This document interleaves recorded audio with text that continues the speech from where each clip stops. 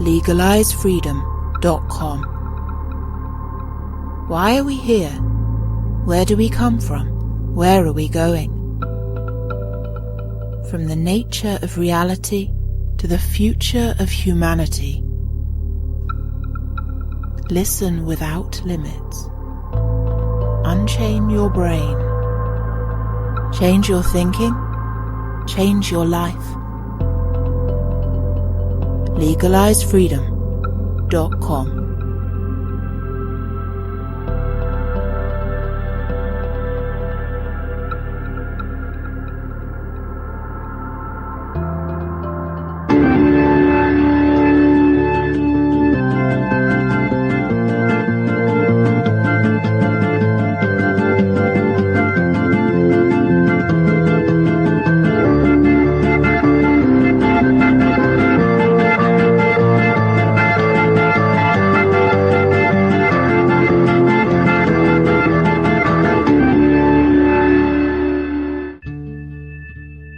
Greetings and welcome once again to legalizefreedom.com. I'm your host Greg Moffitt, and my guest today is Thomas Sheridan, who joins us to discuss hauntology and music. In his book Ghosts of My Life, Mark Fisher defined hauntology as music and culture that draws from and examines a sense of loss of a post-war utopian progressive modernist future that was never quite reached. Hauntological music has been described as music that evokes cultural memory and the aesthetics of the past, fixated on ideas of decaying memory and lost futures, and music that explores ideas related to temporal disjunction, retrofuturism, and the persistence of the past. Our discussion includes electronic music, space rock, synth pop, vaporwave, and music for film and television. Hello and welcome, Thomas, and thank you so much for joining us once again on legalizefreedom.com. Oh, it's brilliant to be back, Greg. Thank you. Today, Thomas, we're going to be chatting a little bit about hauntology and music. Now, last year we did a two-parter entitled Haunted Pasts and Lost Futures, and that was generally about hauntology in pop culture. We talked a lot about TV, movies, some books, and of course music came into it. This time we want to talk a little bit about the music itself, or aspects of hauntology particular to music. Now, for people who have got this far and are saying, well, hauntology, what's he talking about? I'll just repeat the definition from last time. And his excellent book, Ghosts of My Life, Mark Fisher, who wrote a lot about hauntology, he defined it as, quote, music and culture that draws from and examines a sense of loss of a post-war utopian progressive modernist future that was never quite reached. And I think just from Wikipedia, in hauntological music, it describes as music that explores ideas related to temporal disjunction, retrofuturism, cultural memory, and the persistence of the past. And we're not offering anything here, some sort of definitive documentary about hauntological music, far from it. This is more to do with our experience of it, our memories of it, for people who have lived through a few decades now and recall a lot of these cultural artifacts. So this isn't, as I say, like we're not doing a documentary here. This is you and I talking about our particular experience because we have a lot of that in common.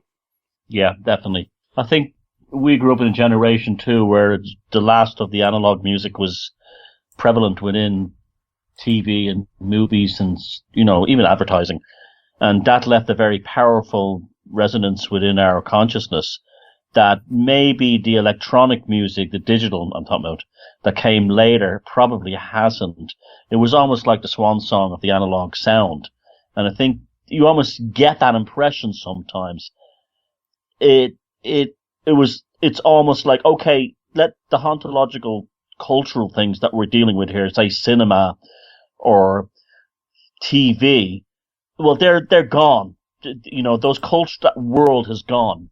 We're not going to go back to the 1970s, and see, the Children of the Stone as it was back then, kids riding bikes and nearly killing themselves without helmets and stuff like that. That world is gone. But the echo of it, the remainder of it is the soundtrack. The soundtrack carries the feeling or the sensation about it into future generations in ways the visual narrative can't, because the visual narrative of a place where a film was made in the 70s or 80s, it's gone forever. but the actual music connected to it, whether it's a soundtrack music or a music video or something, that remains, and it almost becomes like a kind of a preservation or a mummification, an audio mummification of what that thing was that can never be altered. And that's what I think the power of this musical soundtrack of this hauntological audiosphere really represents. It's a sensory time machine. Yeah, you're absolutely right about the senses, and there are a couple of senses in particular that really evoke the past and past experiences in our lives. One of them is smell, and the other is sound or music. It can be a song, or it can be a particular type of music, or as I said, it can just be a sound. It doesn't have to be musical at all. And that can transport us in the blink of an eye back to a time. And for many people, it's emotionally charged times. So a song, or a scent can take you straight back into a moment that you had that was joyous. You know, you think of the best moments of your life, you know, being in love for the first time, but it can also be maybe the first time you experience grief. And this is why songs and music can be so powerful. Or just unhappiness, or isolation, or in a sense of you're feeling your life is incomplete or wrong.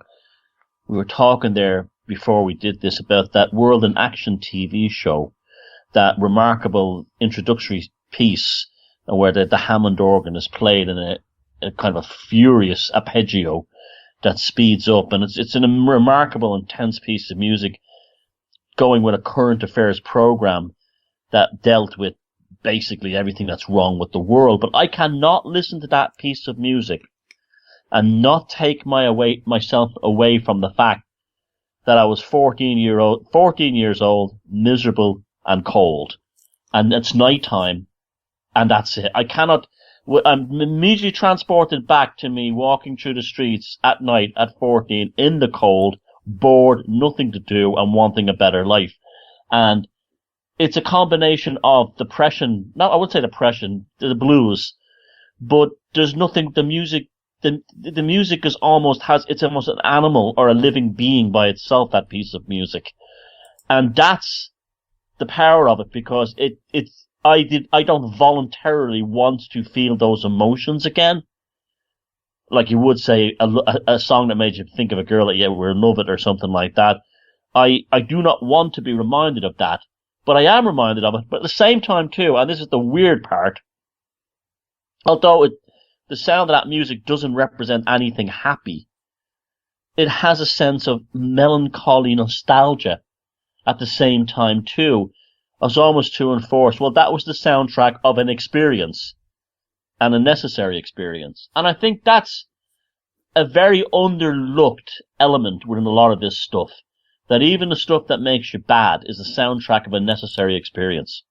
Oh, absolutely. And it's interesting that you associate that, obviously, with that period in time. It's natural to do that, but you associate it with an experience of your own that wasn't actually anything to do with the television program. By the way, if people are interested, World in Action was a UK TV program. I think it ran throughout, the 70s and I think into the 80s. But anyway, it was a current affairs documentary show. So if you want to hear the music, just go to YouTube and put World in Action theme. You can pull that up. But this is a bit like some songwriters have said that once you record a song or release a song, it's no longer yours.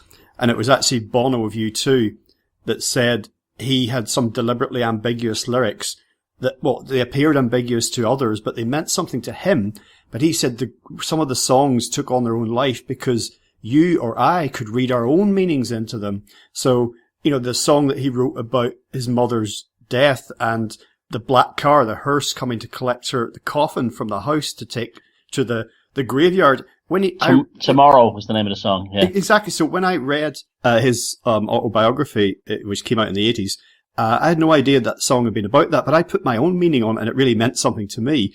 So it's this adaptability, I think, that it really, allows all of these things to mean something to different people. And that just that little bit of music, which the composers for World in Action probably weren't thinking of you walking through, windswept streets, within a maudlin mood. But, that's a dimension of this that's like really, really incredibly important. Yeah, I think I'd be coming home and it'd be too cold to be hanging out with my friends, and I'd walk into the flat where my parents lived, and that would be on. So it was almost like a punctuation mark of a crap day. Now, interestingly for me, I used to watch that show a lot, and it was kind of like, my friends would be like, why would you watch something like that? It's for adults, But I found I was trying to learn more about the world, and what that was a long format show. Very rarely do these sort of shows get made these days. Everything's bite size and, just, in the moment, and it's gone. There was ever shorter pieces of media and clips and memes and everything. But there was a time when, like Jeffrey Mishlov's amazing show Thinking Aloud, we can't even imagine that getting on TV now. So for me, World in Action was a window onto the world that I couldn't get in any other way. But also, I remember I would always think about what I'd watched as I sat listening to the closing theme. And for me, when I hear it now, it takes me back to that time, to a time when actually I was happy and probably warm in the house with the fire on, but thinking there's more to this. What I've been presented with, there's more to it, and that I want to know more about this. I want to know what's underneath it and behind it. I want to know how the world works. So those are the memories that come back to me. Yeah, and that brings you back to the whole thing of the piece of music. When it was put out there, they don't have any ownership of it. You have one interpretation of it, I have another, and there's probably countless others out there. Exactly, and actually, we chatted about this off air, when we started talking about World in Action. This strangely introspective piece of music for, a fairly dynamic documentary program. And we mentioned this show, I think, the archetypal piece of 1970s TV drama, The Sweeney. And a lot of that was, like car chases and gunfights and punch-ups.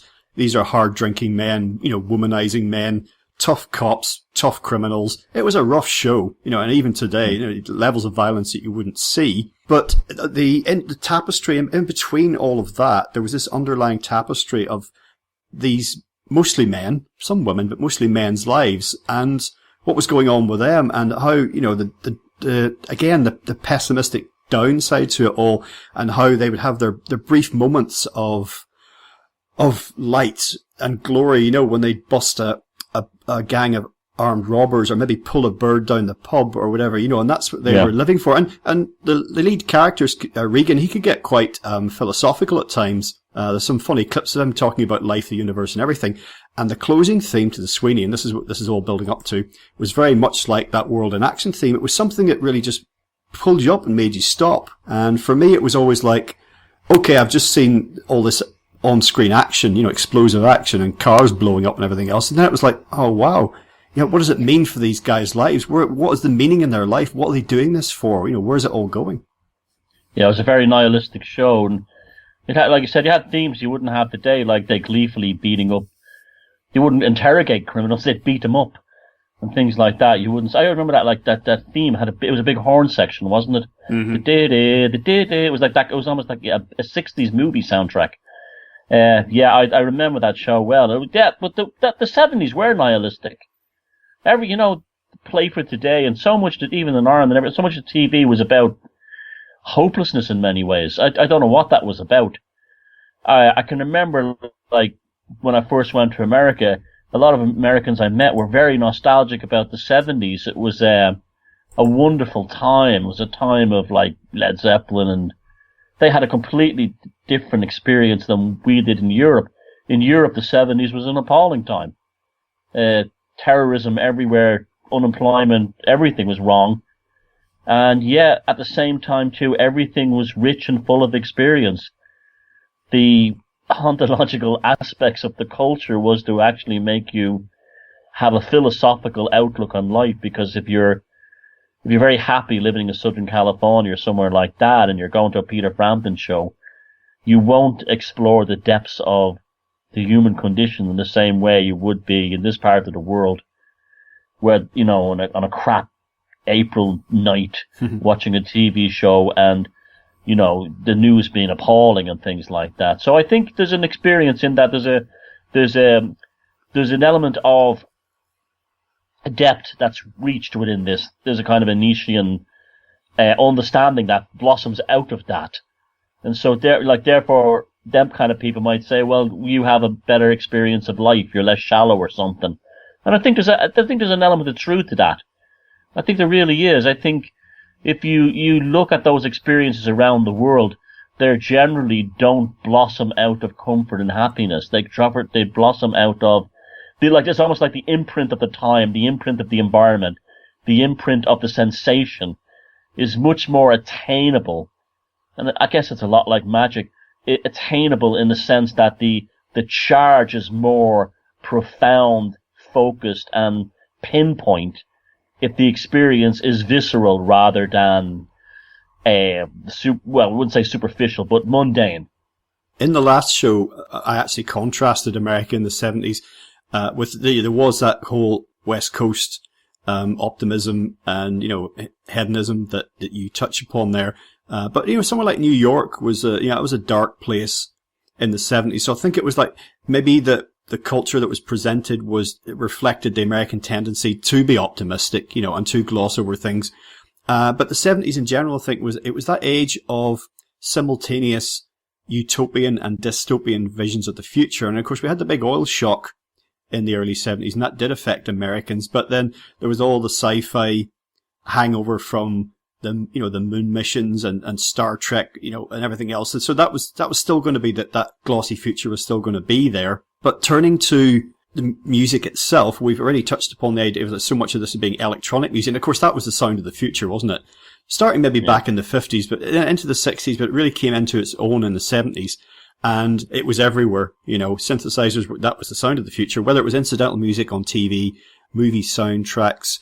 It was contemporary at the time. We look back, we listen back to it now and go, oh wow, how quirky. But that was cutting edge at the time.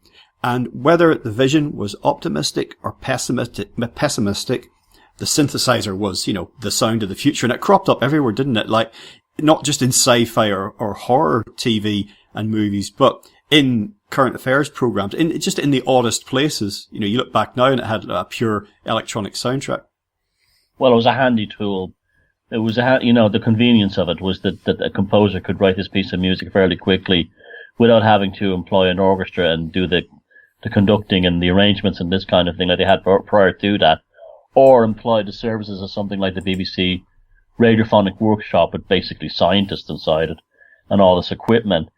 And I think it was the novelty of the immediacy of the synthesizer composition process unleashed a kind of not what's the word I'm looking for, an enthusiasm among a lot of composers, but also, like you said, producers of TV shows. There was definitely this vibe you got, like, I want to sound like that, I want to sound like this, I want this, and the ads, I remember the ads always seem to have those sounds as well. Yeah, I mean, the synthesizer was a huge revolution at that time, but it wasn't a shock to the system in the sense that, like, they were still analog synthesizers. They still were fundamentally coming out of the world of things like a Fender Rhodes piano, or a Hammond organ. They were a continuation of that. They weren't radically different in the same way. I can remember when I first heard sampling in the 80s and things like that. That really surprised me. So, but I think the reason it cropped in everywhere was the immediacy and the accessibility for composers and producers to bang out pieces of music pretty easily. Well, oddly enough, I'm not sure if I mentioned this in the last show we did, but I'll mention it now. My earliest musical memory, in the sense that a piece of music that I remember grabbing me as a child, me paying attention to and going, wow, actually being affected by a piece of music, was actually in 1976. And it was a little snippet from Jean-Michel Jarre's album, Oxygen. Not his debut album, as a lot of people think, but anyway, it came out in 1976, and whether it was a television advert, or whether it was a little feature just going, again, about synthesizers maybe, but I remember sitting on the rug in front of the fire, and this sound came on the television, and I was like, what is that? And I didn't know what it was. I'd never heard of synthesizers. I wasn't listening to music. I would have been 6 or 7 years old, but something about it grabbed me, and that music, and that music in general, stayed with me ever since. And it's the sound of the other, it's the sound of consciousness, the sound of the universe. I don't know how to put it. There's something about it, and synthesizers have taken on, especially this analog technology that we're discussing, that has a kind of a bridge to an organic biological world. It's taken on a sort of a character and life of its own, I can't explain it, but it's like the sound that a lot of critics said was lifeless and robotic has got an organic quality to it that I can't quite put my finger on, but it was something that grabbed me, like the music itself was alive. Well, you were having an audio experience rather than a musical experience. Yeah. And we didn't have that, you know. You were probably also taking you back to a kind of an ancestral memory of like something like chanting or ancient droning or something like that. I found when I heard that music, it sounded space age, but also ancient. Yes. And it was probably the droning quality of a synthesizer that the note didn't immediately decay would probably have been very similar to something in our ancient past. And that, of course, that came out the soundtrack to the opening sequence to Children of the Stones, where they kind of had voices that were like human voices mimicking electronics or something. So, yeah, I think that's what that was. You had an audio experience. It was your first time in your life you had an audio experience rather than a musical one. Yeah, that very well put, actually, you're right. And that's what it was, because it was the overall sound. I remember which part of the album it was as well, but it was the overall sound, and it was unlike anything I'd heard. And it appealed to something in me that can't have been very well developed, because I was only 6 or 7. But this lends credence to the idea that we're carrying something with us from those who came before us, a cultural memory, something of the collective unconscious. I don't know what, but we don't come into this world, I don't believe, like tabula rasa. I think that we're carrying something. And that's a big question or a big issue for another day. But I think that's what was affected in me at that time. Oh yeah, I think that's why if you grew up in an urban environment, and you can watch or read a hauntologically type folk horror film about some rural place anywhere, why would you relate to it so deeply if that wasn't in your ancestral past or your immediate past? It's because it's somehow tapping into something that was in your ancestral past. Now, talking about TV again, and synths, Tomorrow's World, I don't know if you ever watched that back in the day, yeah. But this was another British TV show that started out in 1965, and it was very much about the future, upcoming technology, new developments, and it could be quite mundane stuff like the latest vacuum cleaner or, Magimix or whatever. But they brought to British and also, Irish TV audiences for the first time the home computer, the pocket calculator, the digital watch, these wondrous new things of the future they showcased. And interestingly, and I knew this, but I'd forgotten this, the show also gave the first British TV exposure to the German group Kraftwerk, who performed their single at the time, Autobahn, as part of an item about the use of technology in music making. And that was again a future of the synthesizer in music that didn't really pan out in the way that they saw it, but it's fascinating to look back again, projections of a future that didn't quite take shape. Yeah, I don't remember that. I do remember Tomorrow's World, but that's an interesting segment. The thing was that I associate that first synthesizer music, overtly electronic music would be things like the Tubeway Army album with Gary Newman. And a lot of that stuff was kind of negative. It was, even the early Ultravox stuff, even the early Japan stuff that was like synthesizer based. The synthesizer wasn't here to make us happy and liberate us. It was here to make us sadder or something or more. It was very much tapped into the nihilistic future. That first Tubeway Army album, I know it's a concept album. It's almost like prog rock, really, but it's definitely got this kind of Blade Runner dystopian future narrative of the lyrics and everything. And I think that's also, that's my memory of hearing synthesizers or electronic bands for the first time. It was always kind of like that. It was not a happy, a bright future. It was almost like a validation that this technology is a soundtrack of a bleakness to come. Yeah, and I wasn't into synth pop or anything like that in the early 80s. It was really 81, 82 before I started buying records, and it wasn't music of that type. But I do remember seeing bands on TV then, and they definitely presented the type of vision that you're describing. I'm thinking of like the very early Depeche Mode appearances where they're kind of got a bit of a glam thing going on, a bit of an influence from Bowie, but it's a singer with like a deep booming baritone droning voice, You got two guys on keyboards, and behind them you've got a reel-to-reel tape machine playing, maybe with the backing track. And it's so stark and minimalist, and, you know, even if they're singing about going out for the night and having some drinks and meeting some girls, there is something, you know, monochrome about it, something of the underworld in it. You know, it's not a happy, clappy, bright space age future vision. No, Cabaret Voltaire's Sensoria, I can remember, it's a phenomenal song and video, but I remember that left me speechless. But in the video it's basically in a ruined building somewhere, and they're dressed almost like they belong in a totalitarian regime, as what's the word, secret police or something. That was a huge one for me. And that whole, and again, there was holes in the music. I can remember when I hear it, when you hear that those music like New Life by Depeche Mode, and it's there's a hole in it. There's a whole section that's not filled in, and you get that with the Cabaret Voltaire stuff, and then even bands that came out of that scene, I later developed from that, like Skinny Puppy. There's a hole in that music, and it's you kind of fill it with your kind of your own nihilism or something. It's really strange. Yeah, it is. But that's another very good way of looking at it, actually, a hole in the music. I hadn't thought of it like that. As far as that vision on Tomorrow's World that I was talking about, and they were promoting a sort of kind of future, but at a time when there was already kind of gathering doubt and uncertainty about that future. So that's what's saying about the 70s being an era of simultaneous utopia and dystopia, you know. So, you know, you had the 70s oil shock, you had Alvin Toffler's very influential book, Future Shock. But then you had Tomorrow's World just going, home computer, pocket calculator, digital watch, you know, it's all going to be wonderful. And that tension was really interesting. I think that's what a lot of the musicians of the time picked up on.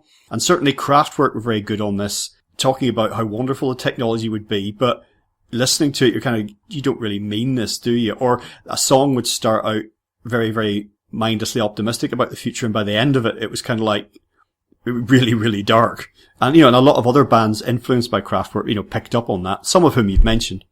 But also could be beautiful as well. I remember The Telephone by Kraftwerk.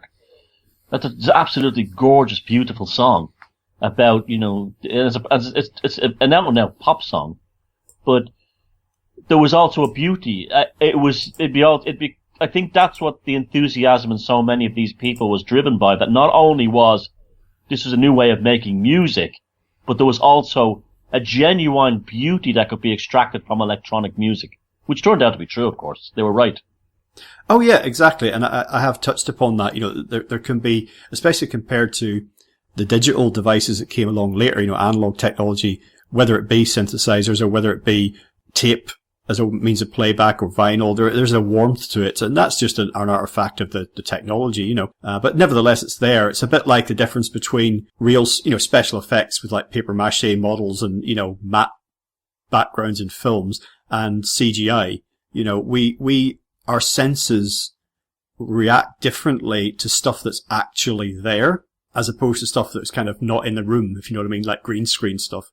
There's also the element that it affects our nervous systems very much. I bring it back to film again. The way John Carpenter used synthesizers in his films, they would be directly related to building up a scene about something big is going to happen. Escape from New York is full of that stuff. That's or it's happened, or it's shock happened. It's almost like he was using the synthesizers as an extension of the nervous system of the viewer of the film. And in a very interesting way, because where in previous films you might have had that done with an orchestra, like in John Williams's Jaws theme, you know, din, din, din, din, that's an orchestra. Or the Psycho soundtrack, din, din, this kind of thing. Mm-hmm. Where, because it was electronic and people were hearing for the very first time synthesizers on a mass scale used in very successful movies, like Halloween and the rest of them, that he understood the nature of the sound, and because he was from a musical background, the effect of music upon the nervous system. It's almost like the nervous system became part of the movie. The nervous system of the viewers became part of the movie, and the the interface was between that was these, these sudden attacks on the synth, like this kind of thing. I think he really understood that. Well, Carpenter had a screening, a test screening as they call it in cinema, where you show your film to invited audience just to see what the reaction is. And this is in advance of release. Quite often it's in advance of the final cut being ready. And he did a screening of Halloween, and the reception wasn't that great. But this was before he had completed the score, the famous score that he did for it, and he redid the screening with no other changes other than adding the score, and the reaction was completely transformed. I wonder, was the use of Don't Fear the Reaper by the Blue Oyster Cult, remember at the beginning of the movie when the girls all meet up, Don't Fear the Reaper is playing on the car radio. And it's one of these things in the background that only later on you realise the symbolism of, because most of these girls are going to be chopped up that night. And the Reaper's in the community. I wonder. I'd love to know if that was originally on the original test screening, because that to me that's now a very profound element in that film, very well thought out. Well, Carpenter's one of these directors that's all that just knows his stuff when it comes to culture. So, Quentin Tarantino is another one, and they have all these things in their films that if you're a bit of a nerd or a buff or whatever it happens to be like them, you can spot, and they put this stuff, and it's not by accident at all, Sometimes it's just in there for a bit of fun, but other times it's a very deliberate device. I mean, talking about Carpenter, the 70s, this era, were predominantly discussing whether it was movie or TV soundtracks, or whether, as I mentioned earlier, just incidental music for television. It really was a golden era. Not just sci-fi horror, but just, other genres as well. Carpenter is kind of probably king of that for me, because, he did his own scores for the films that he directed, often as not. I did post something on social media recently, which I know you picked up on. Another favourite for me, director-wise, alongside Carpenter, is David Cronenberg, and I like the scores for all his early films very much, and many of those were done by this guy called Howard Shore, who's now actually famous, much more famous for doing some of the Lord of the Rings movies, soundtracks for those. But again, it's significant that Howard Shore, whether it was for cost reasons, because, Carpenter admits that he started using synths because he couldn't afford to hire orchestras or, people to get into to record the scores for him. But it's interesting that those early Cronenberg films, Howard Shore was using synths a lot as well, particularly films like Scanners and Videodrome. And those films are almost like, they're different than John Carpenter's films. The Cronenberg films are almost like you could imagine the music being conducted while they're watching the film, like an old silent film. The music is a character, even to a bigger extent. I think though that the soundtrack of films, like, he made Scanners, didn't he? What, Cronenberg? Yeah. Yeah. Like that, to me, you watch Scanners and the music is amazing in that. And it's constant in the background. And what was the other film he made with James Woods and Debbie Harry? Oh, that was Videodrome. That was Videodrome, yeah. Sorry. And he was using music all through those films, if you listen to them. They're not just used as a kind of a punctuation or an accent, the way that Carpenter was using them. They hover throughout the film. In a different kind of way. They're almost like a backdrop or a part of the scenery. And again, they're all weird. They're all like, they shouldn't work, but they do, kind of thing. There's something that we've touched upon in the past in more than one show that's relevant here, is that a lot of people were employing synthesizers, whether it was bands or whether it was film directors, whatever. They were searching for the sound of the future, but they're also searching for the sound of the other, just something you couldn't quite pin down. And this is what the early electronic instrumentation and devices could provide. And when it wasn't sci-fi visions, horror, supernatural, paranormal, just something that no conventional instrument could really capture, was suddenly put on the table for composers and musicians. And I know that you've talked about often in the past the overlap with this analog technology and other energies. Thinking a little bit of what I said a few minutes ago about these technologies, this music having a sort of a biological dimension to it. It's like the difference between a human and a robot, as often as this music and these instruments are thought of as robotic, that they do have a life of their own, a quality. Well, if you look at, musical instruments, they're an extension of the human nervous system. That includes like a microphone. The diaphragm in a microphone is an extension of the nervous system that causes you to work your voice box and sing. When you play the strings on a guitar, the electric pickup on an electric guitar is an extension of your fingertips put through a coil and then amplified and sent to an amp. The same with the analog synthesizers. They work by generating a sound, a tone inside themselves through an analog electronic circuit. And then if you look at you look at the early synthesizers, they're knobs and you change the modulation and the frequency and the tone and the pitch. And it's almost like a mad scientist machine. It's very much a hands-on thing. With the digital ones, often the sounds are encoded into digital chips. They already exist, or they're samples of other sounds or real-life sounds. And they're affected in a different way. They're not constructed. They're constructed and processed. They're not evolved and processed the way a signal generator would. And I think that's the thing with the old synthesizers, is that I think that's why they made their way into even trad music.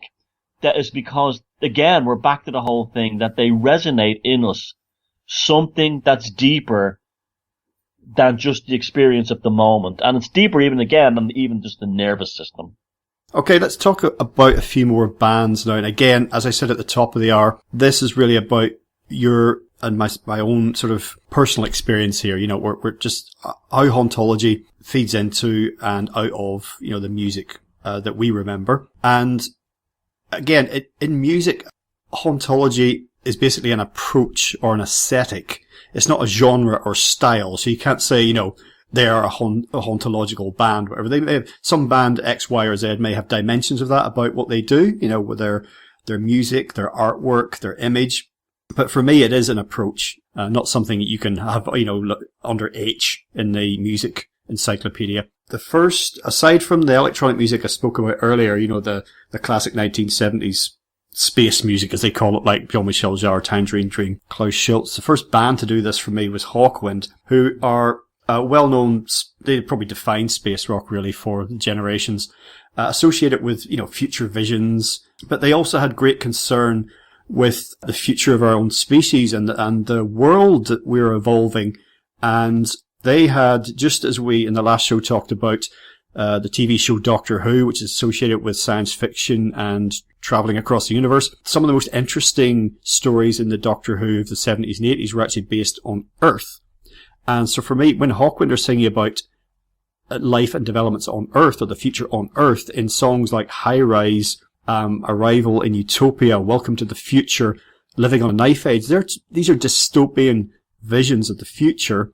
And of course, the music they build around these themes, for me, is like profoundly hauntological. And when I listen to any of those albums, any of those songs that I've just named, I'm really taken back to that. And for me, it's the epitome of that phrase that I opened up with, you know, the sense of a sort of lost utopian future that never quite arrived. Yeah, I love Hawkwind, and I have ever since I first heard them. Their vision, you know, their albums, like Space Ritual and In Search of Space and Warriors on the Edge of Time. These were the albums that, like, I hated. I hated Yes, and I hated all that kind of prog stuff. But there was something dirty and nasty about them. There was something in their sound, like. Even when I heard Levitation when it came out, I think it came out like 79 or something. There was something about, they didn't give a damn. They went out there with the sound, and it was almost like there was a very strong sonic alchemy to their music. They weren't only going to be singing about the future or on Earth, as you said, but they were going to actually create it. It was quite literally a space ritual. And I think it's amazing to think, like, with, you know, how they could be so bombastic sounding at times and so out there with the big, you know, the big synthesizer, the big electronic sound and the big electric guitar sound, the huge drums and everything. And so connected to things like Avebury and Stonehenge and ancient druids and and that kind of thing. Yet the music had nothing at all to do with that world of like neo-paganism. It had nothing, there was no connection there really. And yet, for some reason, the more electronic space rock they got, the more they fit in better with the hauntological aspects of neo-paganism, the magical landscape, the strangening of the landscape, the environomicon, as I call it. And that's what makes them so remarkable, is that there was never a band like them, really. And even how the songs were, there was almost a sense of, and so much of their songs of tongue-in-cheek, I often felt as well, that they didn't really take themselves that seriously, but there was a sincerity in that as well. I mean, I can't say enough good things about Hawkwind. I absolutely adore them. Well, oddly enough, if you listen back to some of the recordings of them playing some of the free festivals in the early 80s, something of which took place in and around Stonehenge, there's something about the music and the visuals, a kind of a pulsing synthesizer sequence just going on, and maybe one of the band delivering something, a monotone, sort of welcome to utopia, yeah. And it's trance-like, but the backdrop of, the stones, the megaliths, and maybe like the sunset or the sunrise, it kind of all makes a sort of sense, but there is something ancient they're tapping into as well. There's something shamanic about it. In fact, Carl McCoy, from Fields of the Nephilim, another band who I like a lot, who get into very long, droning, repetitive sections in some of their songs. He said that it is modern shamanism. Oh, it is. And also, my 14-year-old mind learning things. I remember this one song, I think, Orgone Accumulators on Space Ritual, I think. It is, yeah. And I didn't know what Orgone was. I didn't know, and suddenly I'm trying to figure out, what does this word mean? Where does it come from? And you think you find that in an encyclopedia in school, and then you learn about Wilhelm Reich and Orgone energy and all this kind of thing. And I mean, it's just like, the music serves more than a purpose. It's not entertainment. It's not. It is shamanic. It's like druidic. It not only fascinates you, holds an archive within it, but it also teaches you things, it holds secrets. I think like in 1,000 years' time, people will be playing albums like Space Ritual and recite and talking about the songs on them in the same, I think it's a double album too as well, in the same way that we talk about like ancient mythology or something. They were living it in real time. I'm only sad that I wasn't old enough to actually have experienced that when it was going on at places like Stonehenge. It must have been fantastic. Yeah, I think that's why it was so violently oppressed and shut down. Well, what you just commented on provides a neat bridge into something I know that's a favourite of yours. You talked about Orgone energy and Wilhelm Reich, and of course, into that takes us to a little cul-de-sac here, cloud busting, Kate Bush. Yeah, well, that album was, those two albums, The Haunting and Cloud Busting, were both made in Ireland. They're filled with Irish musicians, and I think the guy from Riverdance or something produced them. The guy who later came up with Riverdance, the music part of it. Mm-hmm. And, it was the guy from Horselips. I can't remember his name right now. But, that video for Cloud Busting, I mean, could you imagine like a music video being made like that today? With Donald Sutherland and her pushing this, Orgone accumulator up the side. I think it's actually a Windmill Hill in Avebury. You see in the background, Silbury Hill, and they're in there in the megalithic landscape. They got like West Kennet Long Barrow and the Avebury circles and everything all around them. And a song about, the CIA shutting down this guy who basically found a way to accumulate free energy or some kind of energy force from the atmosphere. Yeah, and the Cloudbusters was these things he actually constructed. This is a real guy, to sort of like, he pointed at the clouds trying to get to seed the clouds, wasn't it, to get them to make rain, I think. Oh yeah, but it was like a cable went into a lake, and it was almost like that was a grounding wire or something, like the earth wire on a plug. And it worked every time, and he was probably murdered in prison by the FBI, but he also had developed machines that could actually, he was building like a megalith you kind of sat in, It was a machine that had different layers of quartz and things like that. Now, again, what drove her to do that? What she apparently was, when she wrote that song, or learned about that song, someone told her a few years previous about Wilhelm Reich, and she went out and paid an awful lot of money for books that had been ostensibly been banned to get them at the time. They talk about the early 80s. Now, obviously she had tapped into something again in her. I know she's of Irish background and everything, and that's as well as being kind of very English in many ways. You know, that old-fashioned kind of hauntological English stuff, especially those two albums. But the Kate Bush thing, those, the Hounds of Love and the one before it and the one after it, they are a remarkable body of work, and they're saturated in the landscape.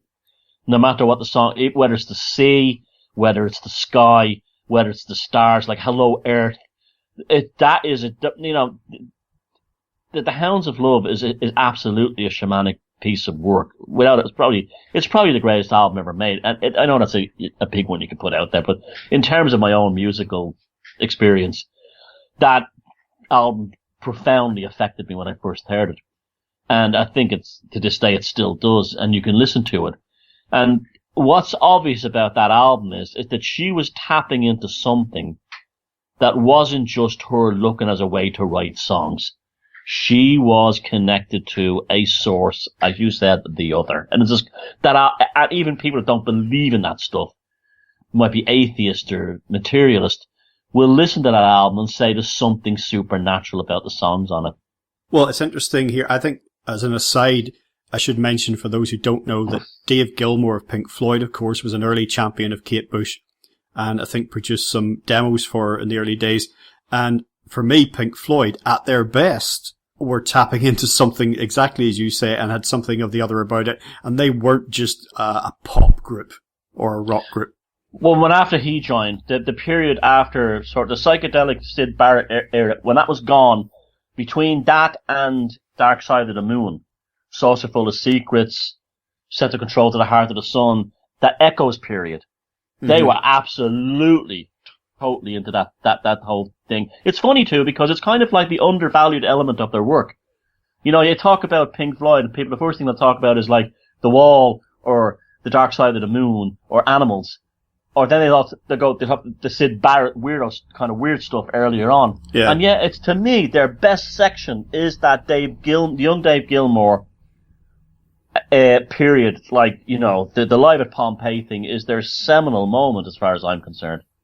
Absolutely. It really is. Yeah, that's something that, again, affected me. That's how I got into Pink Floyd. That was, again, can you imagine this happening now?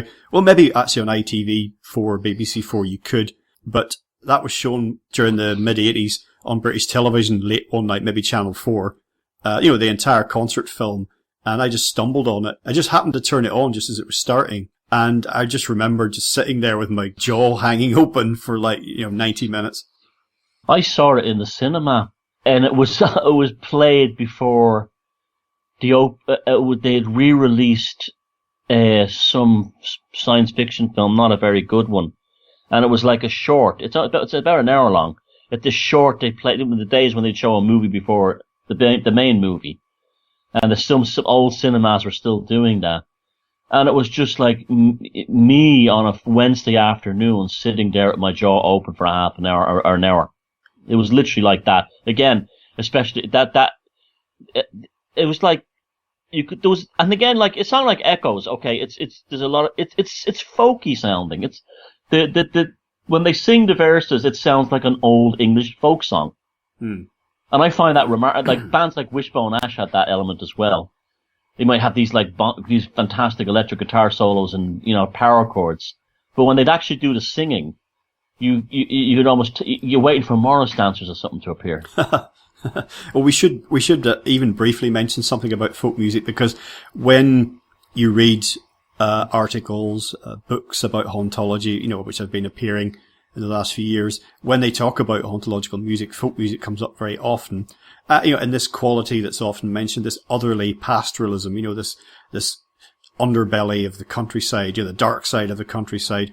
And a lot of this music is associated with the folk horror, and indeed folk horror revival, But anyway, folk horror being films like Blood on Satan's Claw, The Wicker Man, the soundtracks of those. But no, it's not music that I've paid a lot of attention to in my life, not music I know a lot about.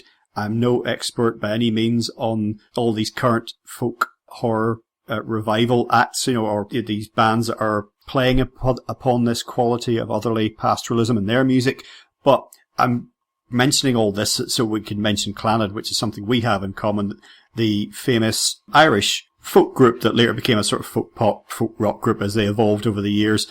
And there was a certain point in their career, I think, when they really touched upon, it was a combination of things of their past, but also elements of the future. And for me, that really happened on Magical Ring, which I think was their first really big album. It was the first one that fully, I think, realized their vision of the past culture of Ireland and contemporary technology, into quite a unique vision at the time. Yeah, that was the album that made them superstars outside Ireland, but they were very famous in Ireland going back to nearly the early 70s as doing basic traditional music, and very well. And Enya, who went on to become a superstar in kind of like new age music, she was still in the band then doing straightforward. The album before Magical Ring, Fuam it was called. Yeah, Macalla was after that. Yeah, that's still a good album. The synthesizers began creeping in, and the electric guitar started creeping in, and I can remember hearing a couple of songs from it that had that vibe, that had that what was to come. But I can remember the very first time when the song theme from Harry's Game. I didn't watch the TV show. I knew nothing about it. I didn't even know Clannad were on the soundtrack. And I'm watching Top of the Pops, and the number one single, that literally went to number one the week it was released in the UK. And here's Clannad with Harry's Game, and I'm like, oh my God, and you cannot believe what you're hearing. And it's number one on Top of the Pops. Olivia Newton-John was just on before it, this kind of thing. And I went to work that night, after school thing, working in a restaurant cleaning dishes, and there was a waitress there talking, and she was like big into pop music and stuff. And she said, did you see who's number one? It's ridiculous. That song is not a pop song. It shouldn't be number one. And then someone else, a friend of mine, had bought Magical Ring, and when the song Newgrange came on, here was somebody singing using synthesizers with these haunting, lush, ethereal vocals droning with Marie Brennan's almost unnatural, voice from another realm, and singing about ancient magical circles, and with those, this dissonant drumming, and again, holes in it, lots of holes in the music, to throw your thoughts and your emotions and your feelings and your inclinations into. And it was just, I can remember one time, just like someone playing on a boombox up in the Wicklow Mountains when the sun was going down, and just hearing that song Newgrange, and it was just, my God, am I still in Ireland in the 20th century? I might as well have been back in the Neolithic again, back to this is a sound of a past, this kind of thing.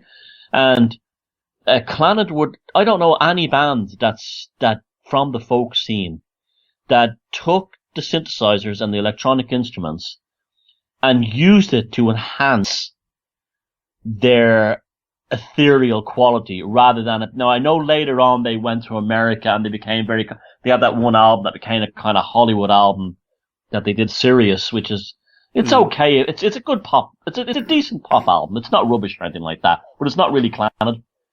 But then they got back to their kind of roots again.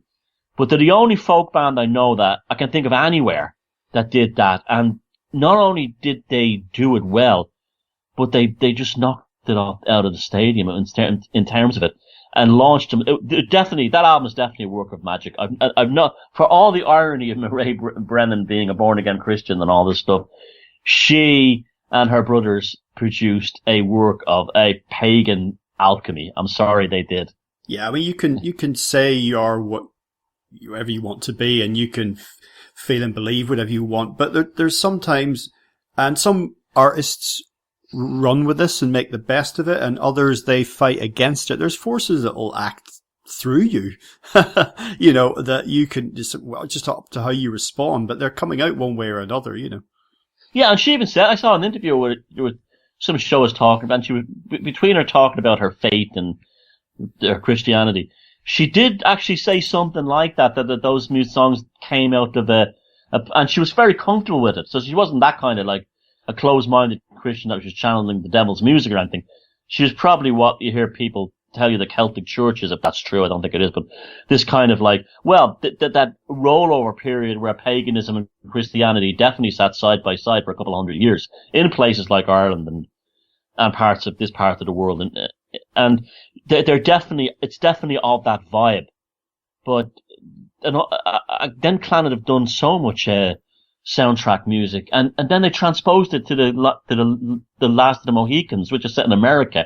And somehow it worked there as well, in the context of those, you know, those stories, the Leatherstocking tales being put to the cinema with Daniel Day-Lewis. That's a classic. When I hear the opening of Newgrange, it's just one of those things like, I'm home. That's the way I describe it. I'm home.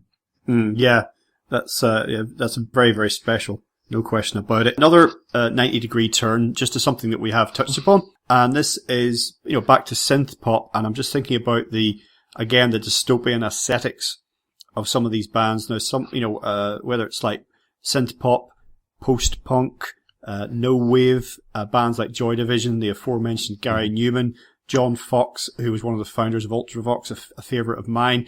What I find very interesting and deeply hauntological for me personally is the aesthetics that they employed, not just its sound wise, but in visuals, and how they put it all together and how it tied in with things that they were either directly or indirectly influenced by. You know, things like J.G. Ballard, one of my favorite writers, his novels High Rise, Crash, and it was just this pre-stressed concrete and steel version of the future, dehumanized, dystopian, but, you know, dark and dirty at the same time. Like you mentioned Blade Runner earlier, you know, these are not clean, shiny, zeitgeisty sort of visions of the future. You know, this is a definite dystopia with all the dirt that comes with that. And of course, I mentioned Crash. That was David Cronenberg film.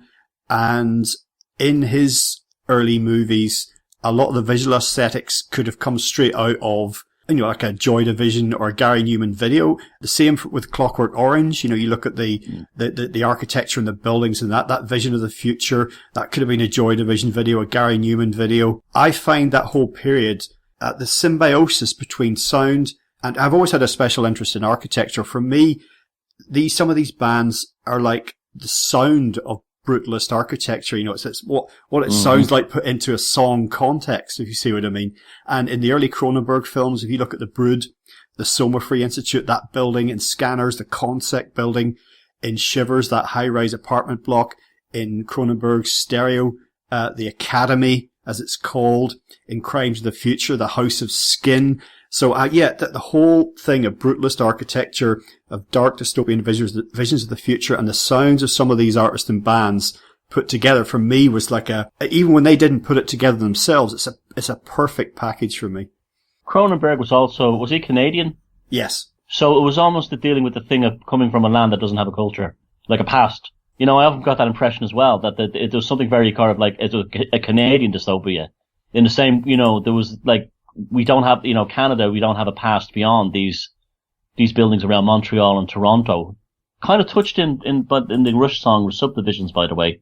That kind of, you know, what is Canada? And then applying a kind of a horror thing to it.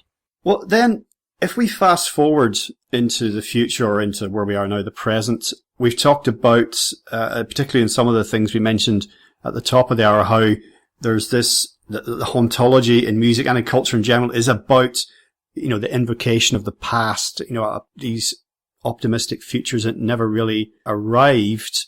When, in the run-up to the year 2000, I had been encountering so much, you know, as a music writer at that point, encountering so much retro stuff and so much looking back. And I naively thought it's partly to do with fear of the future, and we got the impending millennium, and maybe when we get past the year 2000 and into the 2000s themselves, you know, then it'll be a new millennium, and, you know, maybe some new things will come up.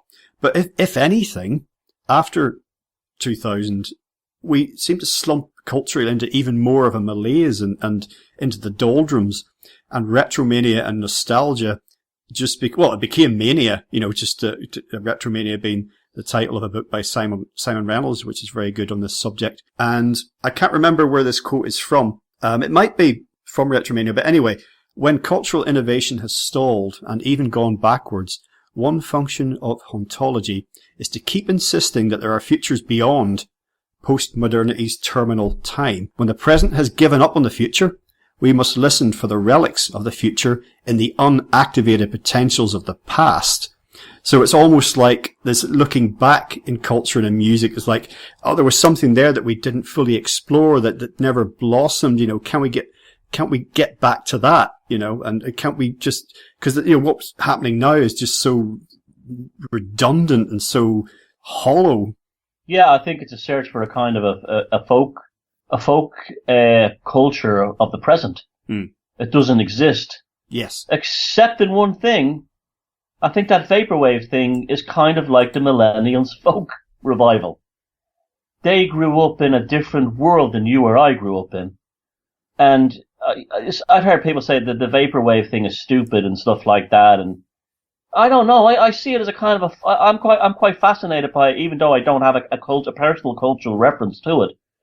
There's something about it. It's like, one of the things with vaporwave that people say is one of the things that makes it rubbish is that anyone can do it. You can download like Audacity, you can download a free video program. You can take old Nintendo graphics or old 80s, 90s sort of soft jazz soundtracks. Even Simpsons episodes are used in it, and Simpsons type things, and using VHS rewind and tracking problems to create a kind of an audio visual thing that's like a dream of what, like, if you were to go to sleep tonight and dream about the past, you would probably dream about it in your, a vaporwave music video is probably how that dream would be presented. Yes. And it's not getting the credit it deserves because people are saying, well, anyone can do that. Anyone, yeah, I know anyone can do that. Anyone can write a folk song. You don't even need an instrument. You can just clap and sing. In the old days, it was the same thing. It's almost like this is the millennials' folk culture. And I think it's quite, positive. It's, I look at it and I see, someone could look and say, this is rubbish, or it's just, pop culture twee, or basically a bunch of 35-year-olds longing for their time when they had their first Sega, Mega Drive machine or whatever. But that still makes it folk. Because that's their lives. That's their folk life experience. They're taking it up. They're mashing it into something, giving it this kind of, like, when you think about Max Headroom was kind of like predicting a lot of that kind of stuff. And I'll give you another one as well. Nigel Keneal's Quatermass 3 has a scene where Professor Quatermass is trying to get information on a TV show about his missing granddaughter. And there's this weird segment called Bumpity Tittity or Tittity Bumpity or something on it. And it's like, it looks like people in a vaporwave, and even has a similar kind of soundtrack where there's like basically people dressed up looking stupid in fluorescent colors and they're humping a banana. But it's like something you see in vaporwave videos. It was almost like we're back to the science fiction writer. Is he or she writing about the future, or is he or she like a Lovecraft or a Colin Wilson or a Nigel Keneal or an artist like, are they creating the future? That I find that stuff. I mean, that to me is most a fantastic thing of all. And I think when people say there's nothing today, I don't know. I look at that vaporwave and, an old fart like me looks at that and then recognizes something of value in there that's not getting the appreciation it should. By the way, if people are interested, if you want to know what vaporwave is, if you don't, just Google it. But I've done a two-part show with a very young guy in his early 20s called Grafton Tanner, who wrote a brilliant little book about vaporwave. And if you stick that into the search box at legalizedfreedom.com, you can find the show. But at one dimension of vaporwave is its graininess, this analog breaking down. Yeah. The VHS tape has got snagged, the cassette has got snagged, and this is a very common dimension of hauntological music and sound, which is that analog graininess coming into it, often associated with vaporwave. Is an artist, is one English guy, but it goes under the name of The Caretaker. And if you listen to his album, it's a very good example of what we're talking about, Everywhere at the End of Time. Or William Basinski, quite a well-known, I think he's out of New York, composer. His albums, The Disintegration Loops, Cascade. Again, people, if you don't know them, look them up. You'll see this quality of the breakdown of sound morphing into other things. And this takes us into one idea that I want to explore as we bring the show to an end, is this idea of loss. Because we're presented with this picture in contemporary technological society that now all data can be will exist for all time. Our own media profiles, our own information, and all that analog stuff from the past is now digitized and will live forever. But if that's the case, are we experiencing the loss of loss? Because all those albums that we can't find anymore and those TV shows that were wiped from the tape and are absolutely gone forever, is everything now always accessible in the digital age? Is that a good thing? And then the flip side of that is, have artifacts of the digital age already begun to be lost? Some kind of digital dementia, this idea that even our modern storage and recording mediums are subject to decay, which is unthinkable to many people. Lossless is gainless. Think about that. It's sterile. If it can never be like there's a perfect analogy, the grainy lines on a VHS video, the hair in the gate of an old 16mm film. That adds a quality to it that's not, part of the perfection of the process, the end product. But it adds a mystique, a resonance, a sense of gravitas that relating to its energetic footprint or within your consciousness that wouldn't be there previously. So even in vaporwave, how they take awful Kenny G and David Sanborn 80s smooth jazz, which at the time would want to make me vomit when I heard it. It was so slick and superficial and plastic. And then they bring it into vaporwave and they put compressors on it and limiters and they strip it down into nothing. And then suddenly, all of a sudden, 30 years later, Kenny G is listenable because of what has been removed and what has been distorted. And that to me is an amazing thing as well. And this whole thing of data being, digital data being perfectly transformed and there's no loss with it. There's no gain either. And that's why I think that vaporwave also, the reason why that generation of vaporwave artists deliberately imprint and incorporate things like VHS tracking problems and jumps and skips and the compression on the music to make it sound like a 1950s transistor is to add to the lostness, because the lossless quality means that nothing can be gained from you. It's the audio-visual version of not going into an old bookshop and smelling an old book, right? That is not attainable anymore with this perfect data element that it can always be. Every copy is as good quality as the original. It does not decay in terms of its digital foundation and integration over time. That is a sad thing. There's a sadness in that because there's no antiquing or aging or weathering to make it look beautiful in a different way. And I think that's what the vaporwave guys are really trying to do, is they're trying to, maybe subconsciously, but I'm sure consciously as well in some of them, incorporate a sense of beauty through imperfection within the digital world. Well, incidentally, I've just been reminded there's a really brilliant YouTube clip where somebody's taken, very simple thing to do, nothing advanced behind it, but they've taken Last Christmas by Wham, and they've just time stretched it to something like 45, 50 minutes. And it's just become this stunning soundscape. And yeah, it's got to be heard to be believed, really. So it's just, but yet and all that is, if you just compress it like an accordion, it's just Last Christmas by Wham, Yeah, it's a feature called Paul Stretch. It's on Audacity and other programs. You can just rip it out. It maintains the key, which is weird as well. Mm-hmm. But there's other ways of doing that. We've seen the video of the Teletubbies to New Dawn Fades by Joy Division in black and white. I think I have. That certainly It's fantastic. It's like you watch the Joy Division. You see them doing the Teletubbies thing in black and white to New Dawn fades, and it's like, holy God, it's incredible. Suddenly, it's not. Suddenly, again, it's the lostness has been given gain through the destruction of it.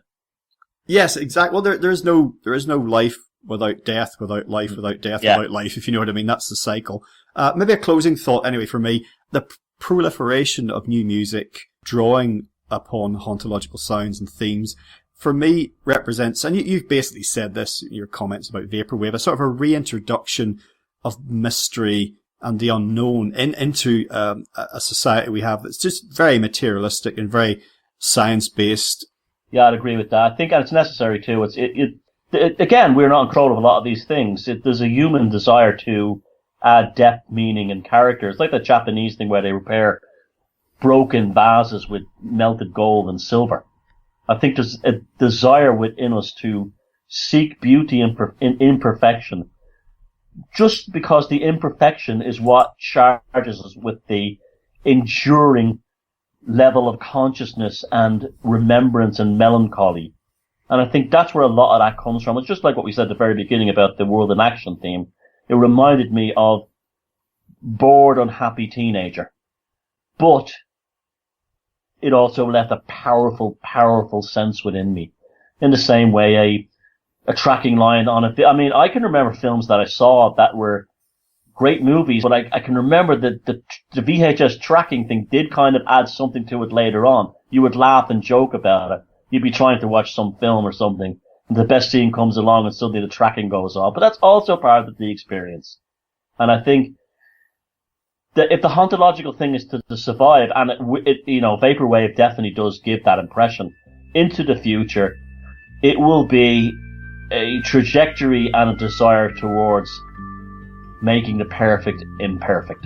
Splendid. Well, Thomas, for people who want to explore your own work, a number of books available, different things out there, projects you're working on, tell people where they can find you online. My website is www.mossuponstones.com. My main YouTube artistic creative channel is Beyond Room 313, and that's basically the door into everything. Wonderful. Well, once again, Thomas, thank you so much for joining us today on legalizefreedom.com. Thank you.